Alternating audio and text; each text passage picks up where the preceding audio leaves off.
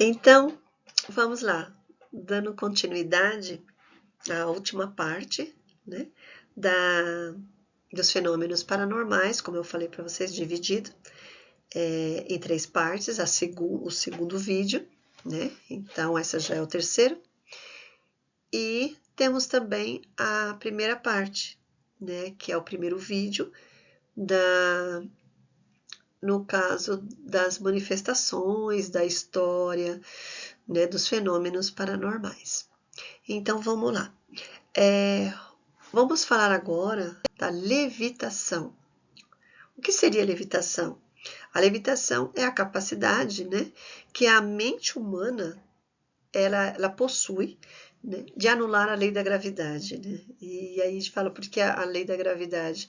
Porque os objetos eles voam, eles saem, né, do plano material, ou seja, do plano que fica, por exemplo, um objeto que está em cima de uma mesa, ele sai levitando, como essas panelas e talheres que eu coloquei aqui para vocês verem, né? Não que não, por exemplo, não que eles saem de uma hora para outra voando, mas também aqui foi um pouco exagero, né? Porque aqui pelo jeito saíram várias coisas voando, mas foi uma forma que eu coloquei assim, né? Bem extraordinária, né? Vamos se dizer, para que marque bem o que é uma levitação. Mas são objetos, né? que levitam. E também a levitação, ela pode ser até do próprio corpo, né? Há casos de que o corpo ele está numa cama e acontece de uma outra pessoa olhar para aquela pessoa que está deitada e realmente ver que o corpo dela está mais alto do que a cama, né? Então a parte material fica embaixo e ela fica levitando nesse sentido que eu falo da matéria, né? Então a cama e a pessoa está levitando. A mesma coisa desses objetos, né? Então a mesa, que é a parte material, e ela acaba subindo um talher, um copo, uma panela, levitando, né? Essa é a tal levitação, que é um dos fenômenos paranormais. Aqui ocorre, por exemplo, chaves, né?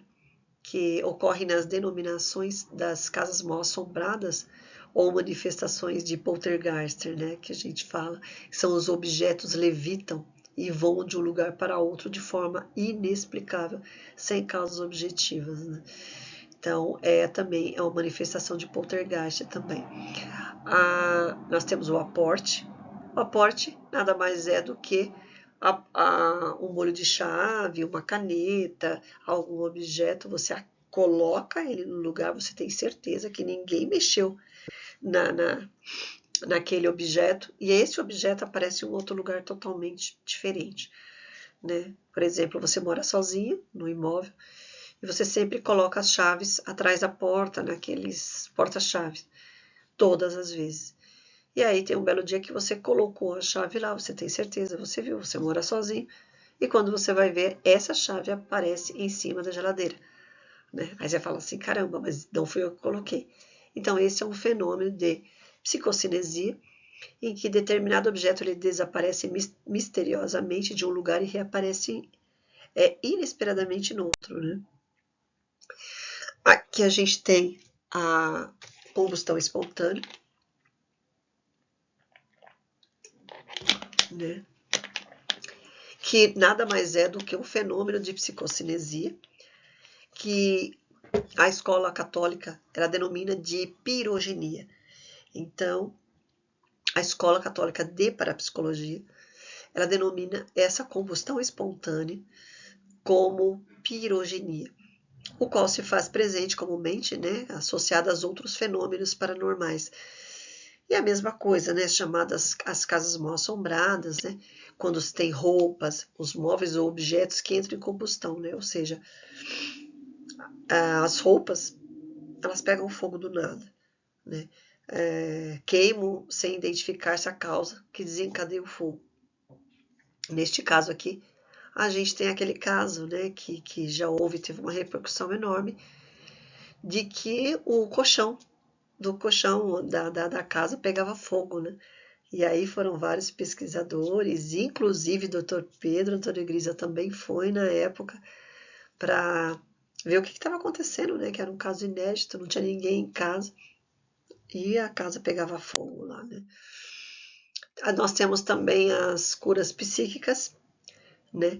Que são os fenômenos de psicocinesia também, em que a mente, no caso a mente do paranormal, ele atua diretamente no corpo humano, né? Que são as chamadas, as curas, né? As curas espíritas, né? Normalmente são denominadas de curas milagrosas ou espirituais, segundo as diferentes religiões, né? Então, se a gente falar da escola católica de parapsicologia, ela vai falar que são curas milagrosas. Se a gente falar da escola espírita de parapsicologia, eles vão falar que são curas espirituais, né? Segundo, depende as religiões, né? Como aqui diz, ou as doutrinas místicas, né? Podem ser classificados também como fenômeno de psicocinesia quase todos os jogos de azar e sorte. Ah, a pessoa tem um azar, a pessoa tem sorte, né? Então eles falam que é a psicocinesia também, né? De jogos de azar.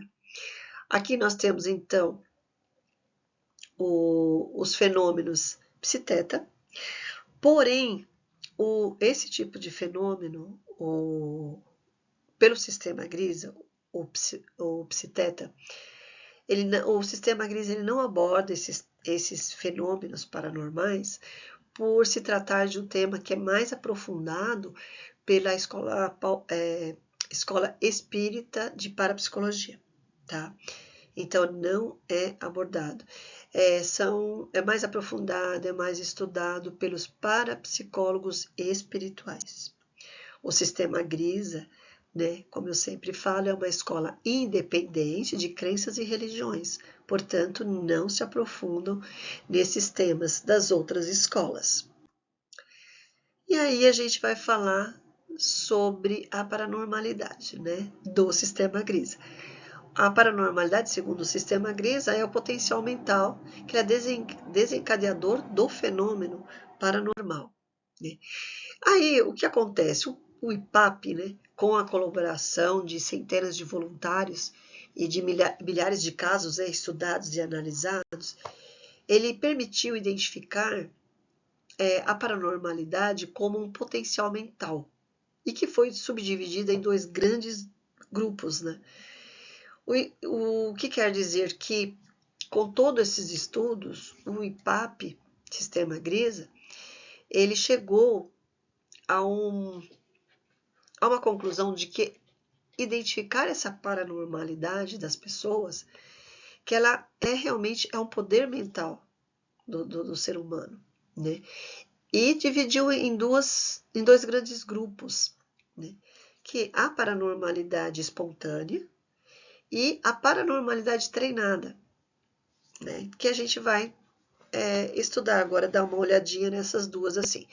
Gente, o que eu quero falar também é o seguinte, que todos esses itens que eu falo sobre o PES, sobre o psiteta que a gente não comentou, mas o psigama, o que acontece na pós-graduação, a gente estuda profundo eles, tá? Com vários casos, às vezes a gente faz muitos exercícios em sala de aula, né, sobre essas paranormalidades.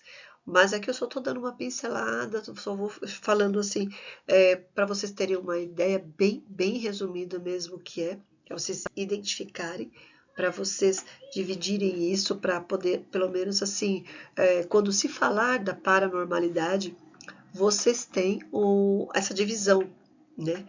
E aqui é mais um item desse potencial mental dividido em dois grupos, que a paranormalidade, ela é espontânea ou ela pode ser treinada, né?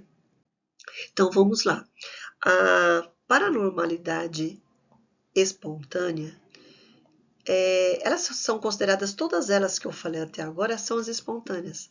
Tá? Todo o psigama, o psiteta, que a gente não comentou, o psicapa, né?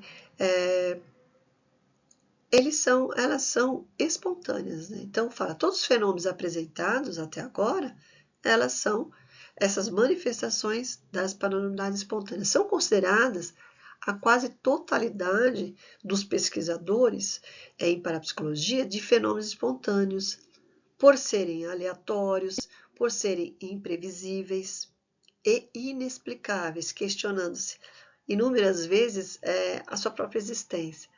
Né? Eles são tão incríveis, esses fenômenos, esses fenômenos paranormais, que muitas vezes os próprios cientistas, né, os estudiosos, eles mesmos, eles questionam. É tão inexplicável que eles questionam, mas o estudo está aí, os parapsicólogos estão aí, os cientistas estão aí realmente para desvendar esses mistérios. Né? O sistema Grisa, com suas pesquisas e estudos, eles chegaram à constatação de que a paranormalidade espontânea ela tem origem em 3 fatores primordiais, né? Que o sofrimento como ameaça à sobrevivência. Isso quer dizer o quê? Que toda vez que o ser humano ele está ameaçado da sobrevivência, ou seja, ameaça a própria sobrevivência, a sua vida está em jogo, pelo sofrimento, ele desencadeia, tá? Ele aflorece isso, ele desabrocha, né? Falando a paranormalidade. Essa é a paranormalidade espontânea. Né? Então, a ameaça da sobrevivência, o perigo, né? O perigo, a morte, ela desencadeia essa paranormalidade. Pela hereditariedade, né? Constatando-se uma espécie de linha genética, ou seja, dos nossos antepassados, e a tranquilidade natura vivenciada pelos aborígenes habitantes das florestas tropicais e subtropicais, que são os índios. Né? A gente tem muito, então essa é a parte. Agora a gente vai falar da paranormalidade treinada. Né? A outra que a gente falou espontânea, e agora a gente vai falar da treinada. A treinada, ela foi percebida que a paranormalidade treinada, ela tem relação existente entre práticas místicas, religiosas e outras, como autênticas técnicas e estratégias de treinamento e desenvolvimento da paranormalidade. Né? Então, dependendo das religiões e algumas práticas também místicas, religiosas, consegue-se chegar à paranormalidade treinada, né? Permitindo a constatação de que ocorre simultaneamente tanto um treinamento e desenvolvimento do potencial mental, ou seja, o nosso potencial mental ele é treinado, né? Quanto a canalização construtiva e benéfica do potencial paranormal, né? Isso quer dizer que esse treinamento, essa paranormalidade treinada, é muitas vezes por meio de treinamento que acaba a gente canalizando a nosso favor. Tá? E aí, como que isso acontece? Né? Acontece por meio, temos como exemplo do treinamento da paranormalidade, como a prática de yoga. A yoga, a mentalização, é um tipo de uma canalização que a gente aflora também, mas aflora de uma forma treinada, treinando a nossa paranormalidade com exercício, com algumas meditações, e a gente consegue, bem como as diferentes formas de meditação de doutrinas místicas e religiosas. Né? Então, existe essa forma da gente fazer através de desenvolvimento, é um desenvolvimento, e assim a gente consegue ter esse treinamento e aflorar também essa paranormalidade treinada, tá bom, gente? Gratidão. termino aqui o vídeo, a parte de fenômenos paranormais. E vamos para um outro vídeo que eu vou fazer para vocês. Eu sempre vou estar abastecendo, tá, o canal com esses temas do sistema IPAP, Instituto de Parapsicologia e Potencial, tá? Que eu vou sempre falando sobre os temas, sobre o nível 1, 2 e 3. Então, gratidão, muito obrigada por vocês acompanharem até agora e até o próximo vídeo.